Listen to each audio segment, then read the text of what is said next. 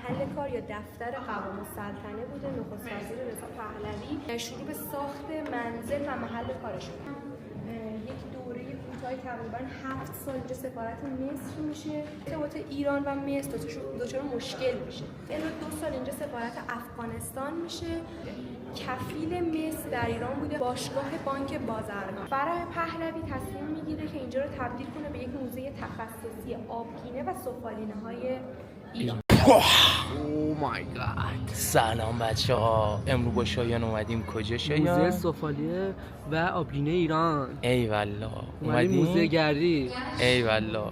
تا انتهای ویدیو همراه ما باشین، لایک ویدیو یادتون نره، بهمون انرژی بدین. دوستتون دارم.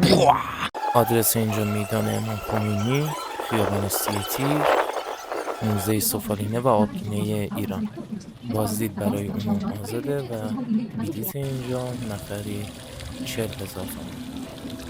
ویدئوی کامل بازدید از موزه رو میتونین تو چنل یوتیوبمون ببینین.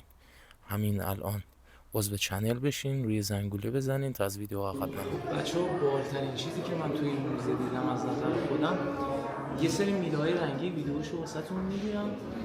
این میله‌های سنگی پشت پنجره ها کار می شده.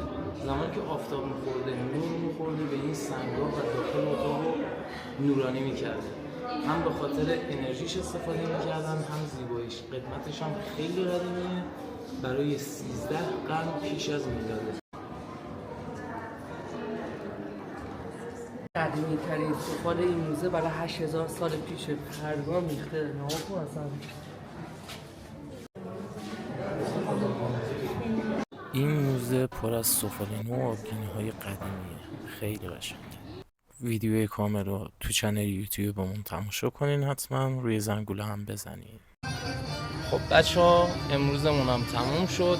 با هم دیگه موزه سفالینه و آبگینه ایران هم اومدیم. شایان بچه‌ها با لایکاتون یه انرژی مثبت به ما بدید تا ویدیو بعدی با ما همراه باشید.